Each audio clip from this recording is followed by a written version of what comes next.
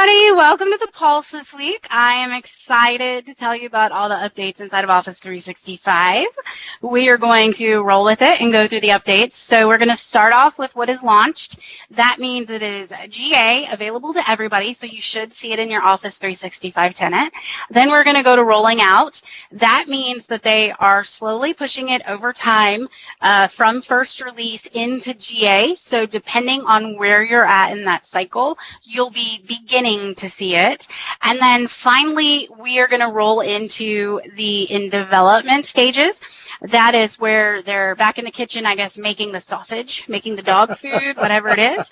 That's when they're talking about it, they're developing it, but it has not hit anything in first release. And then sometimes we talk about canceled, but for like the second, third, or fourth week, nothing has hit the canceled category. So today we just have launched, rolling out, and in development. So both Adam and Tom are here with me today. So guys, who wants to hit us off today with?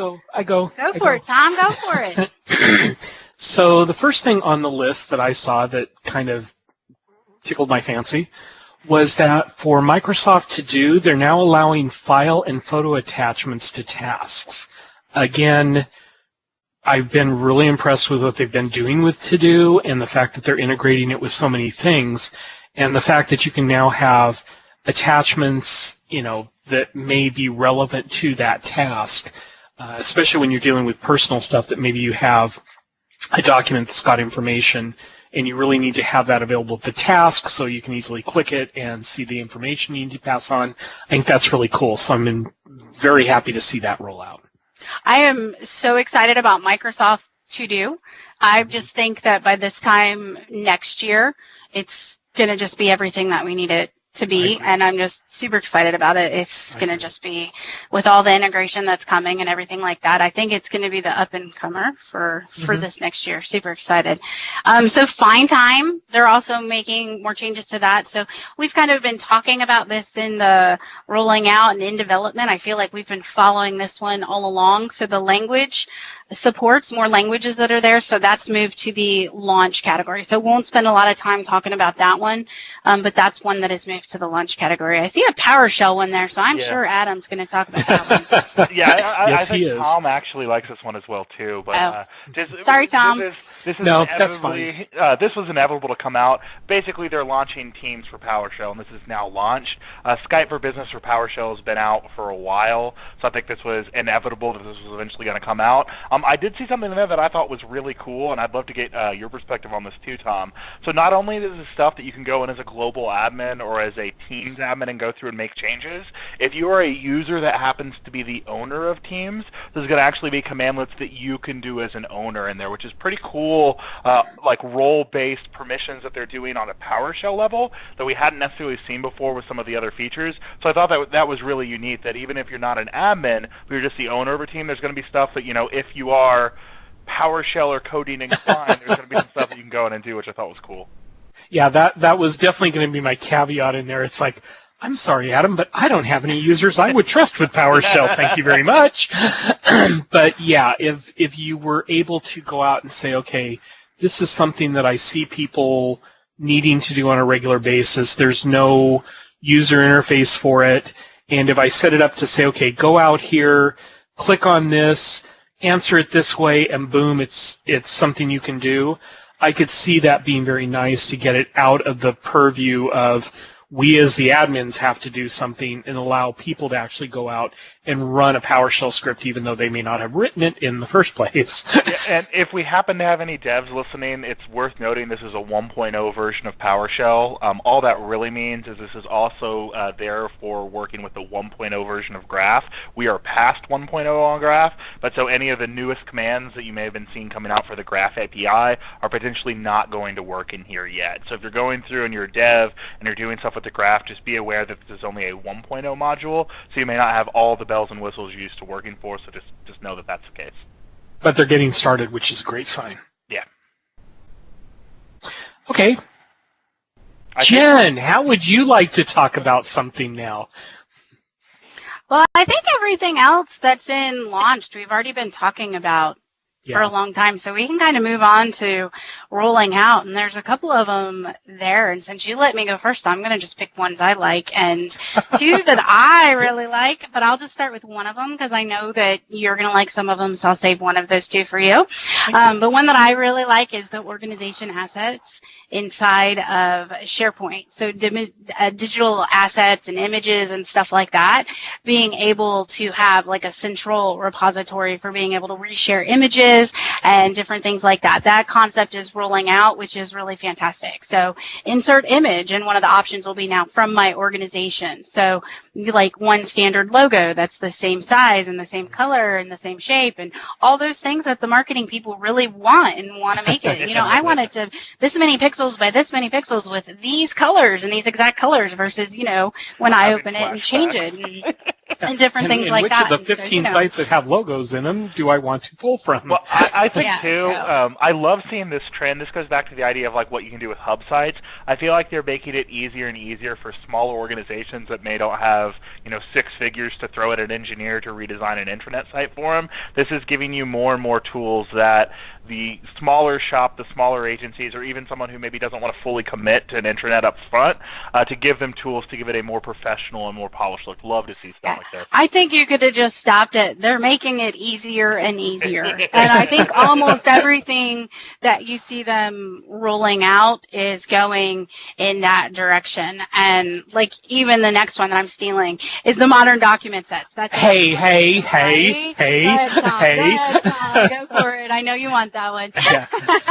Yeah, modern document sets. I will admit that I've only used the document set concept a couple times. One was for a site that really didn't belong in SharePoint, but they were bound and determined that we were going to do it in SharePoint, and 4 months later they decided that, hey, this really isn't a SharePoint site. But what we had to do at that point is actually use document sets, because you had one thing, but you had to group a lot of documents under that one thing and treat them as a whole. So the fact that this concept is being pulled over into SharePoint Online, I think is really important, because people who are using that design technique really didn't have any other way except to go back to a classic look and feel for SharePoint. So that's really nice that that's rolling out now, and it's going to be available for people going forward. Yeah, I'll go ahead and sorry, did you have something you want to throw in, Jen? No, go ahead. Cool. Go ahead. I'm going to go ahead and roll up a couple of them together. I'm sure I will end up talking about these in the future.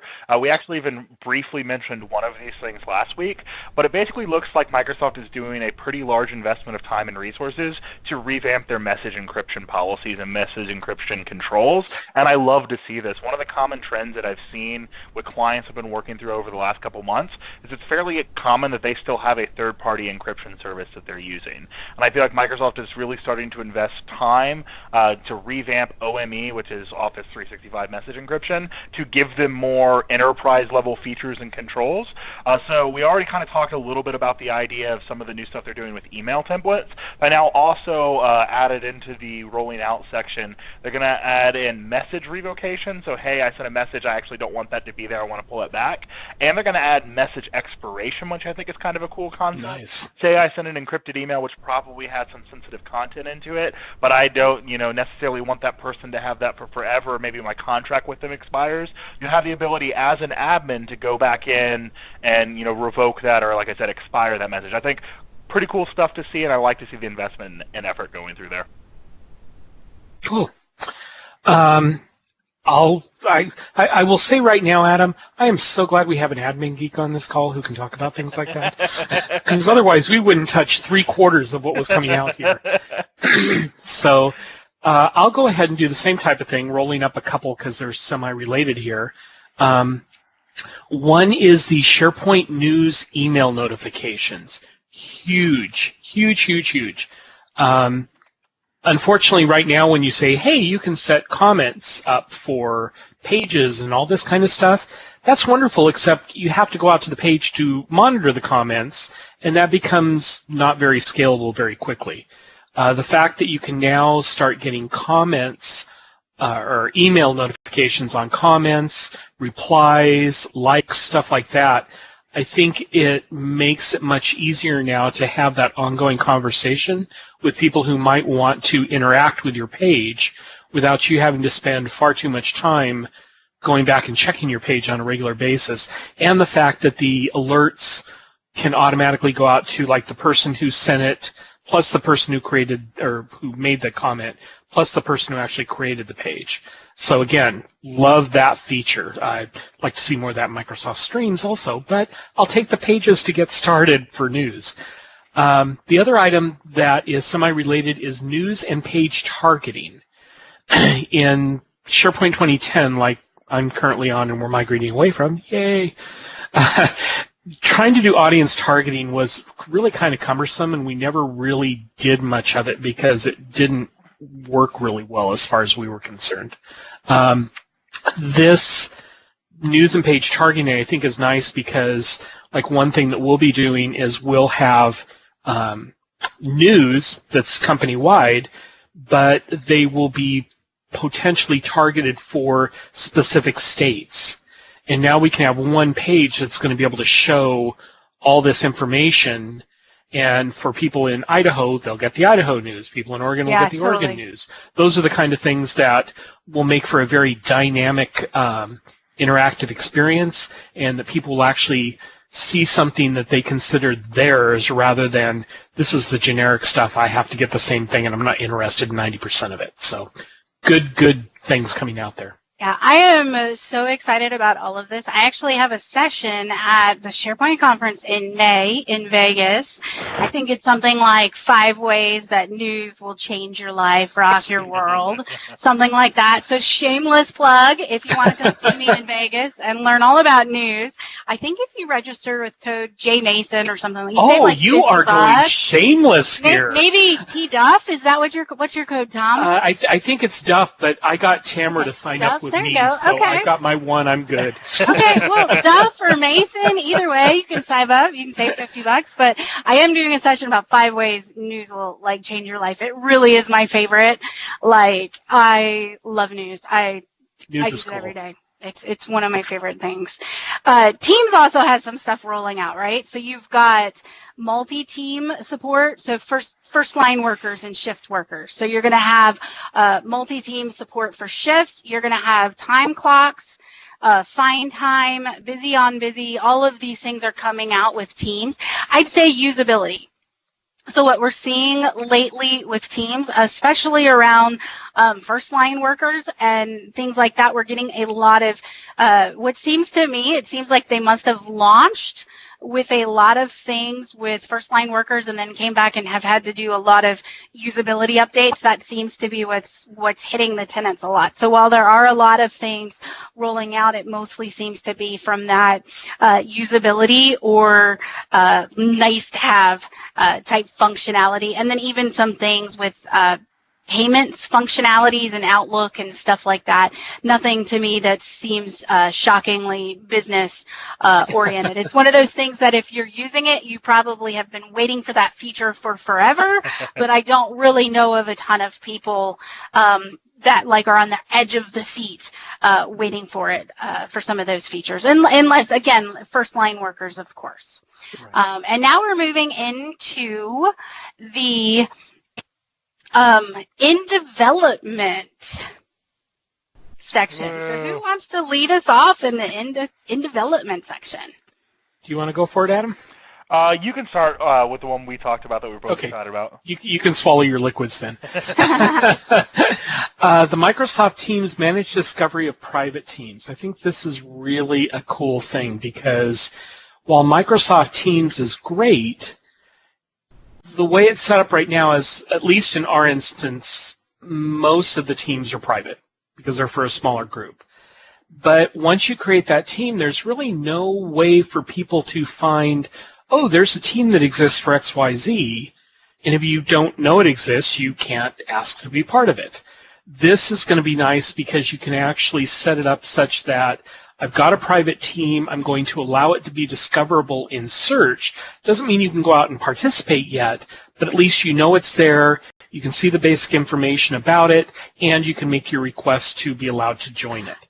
That is going to keep people from accidentally creating multiple team sites to manage projects because they don't realize that Bob or Karen already created one. And hasn't used it because they didn't know what they were doing. Hey, I like how y'all look at this as like this productive solution. I'm like, I'm gonna make like I'm gonna make a team called like the Cool Kids Lunch Table, just so other people find it and searching but can't join. Adam, I'm not gonna let you join. I had one that I thought was really cool, and this was actually something I hadn't even really heard about until this update came through, so I did a little bit of research before we got on. So Office 365 has a feature that they call Mile IQ. Mile IQ is basically a application that's working for frontline workers, or not frontline workers, for mobile workers, that basically tracks the mileage that they do. So if you're in a business that you have delivery drivers or you have repair techs that are going out, and you need to be able to track the mileage that they're doing because there's some sort of compensation or something like that tied to it, or some sort of business process, you actually have the ability to have this Mile IQ application running, where they're basically adding in an admin center for the people that have this application running that's going to give them more administrative control over seeing who's doing what, how to manage it, things like that. Really cool. I think this is one of those things that, maybe 5% of Office 365 users are going to use, but I think the 5% that do are going to have this as a business-critical must-have thing that really, really transforms what they do. So as I looked into that, I thought that was really, really cool. It's going to let them bulk provision users do a whole bunch of stuff easier, and so just nice to see them investing in something that, again, like I have no immediate use for this, for me or for anyone around me on my team, but I can see companies that this is going to be game-changing for them, so really, really cool. Yeah, that was a big acquisition for them, MileIQ, so that was a good one. Another one that, I said earlier people weren't waiting on the edge of their seats for, this next one that I'm going to talk about, I think people are waiting on the edge of their seats for. I do not go to a conference lately without hearing, but what about? And that is going to be multilingual pages for modern SharePoint. Believe it or not everyone in this world only speaks English. So we might need to have the ability to have multilingual pages. And so I know, right? So the multilingual story, they've been saying that's coming for a while in Modern. So that has hit the in development status on the roadmap. And so I know they're working on that. And so that's going to be interesting to see what that happens with Modern. And so it'll be very interesting to see what comes out of the SharePoint conference with that. So I would definitely watch that space. It's neat to see it hit in development on the roadmap, and I'm curious to see what's coming with that one. So more details soon, I am sure. Okay. Just so I don't leave everybody else hanging, I will do one more. Everything else, probably you, Adam. But there is one that's out there, Outlook on the web. They're going to bring back in the daily agenda view when you're viewing your monthly calendar. I will admit that I'm more of a client Outlook user and not a web Outlook user, but anything that makes that web experience a little bit more usable to people, because while I might like to see how my month is shaping up, I really want to know what I'm doing today. And if I can see both of those at the same time, that's great. I tend to use more of a weekly view. But still, I think that's nice that they're making that accommodation and getting that in there. And it sounds like they had it at one time. Yeah, it's fun when you see bringing back. That means like, oops, we took it away, and people did not like that. They did not like that, yes. That back. Yeah, that's great. Well, I love it, Adam. Why don't you close us out with all of the admin development features that are here now? Yeah, so I'll keep this kind of short for now, but basically they're putting a lot of effort to develop some of the more advanced security features you see typically as a part of like E5 if you're looking at that suite, advanced e-discovery, advanced data governance, some of the things like that. Basically, they're just starting to develop more features to make that suite more attractive for people to purchase. You're going to see stuff coming out like make it easier to add third-party counsel, make it easier when you're going through to view the actual context of the messages and chats you're looking at. One of the things that I thought was really cool that actually ties back in with my SharePoint people here, they're going to do stuff with record versioning, where as you're going through, you may have some sort of compliance reason that you have to have, okay, I need to know what this file was on this date. Say I have a legal case going on and they say, I need to preserve everything to this date. Well, the problem is you don't want to necessarily stop your users from collaborating, but you also have this legal obligation. They're basically adding something in with record versioning, which is a feature of advanced data governance, to basically allow you to continue to collaborate, but basically lock and unlock for snapshots as far as retention goes. It's a really cool way that you basically can have your cake and eat it too type of a thing.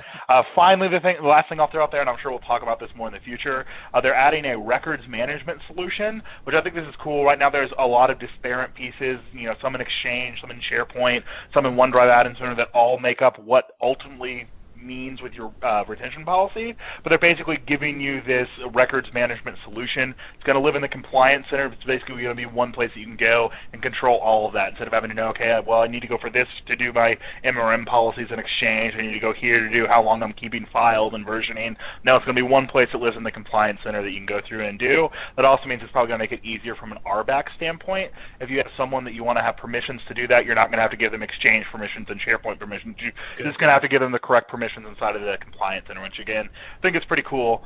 And yeah, for that's a whole bunch more I'm sure will come out on that, but just nice to see development in some of those prettier security features that just makes stuff like E5 more attractive long term. Very good. Most definitely. All right, guys. Well, I think that is a wrap. Thanks for joining us today, and we will be back next week. Bye, everybody. Bye, guys. Bye.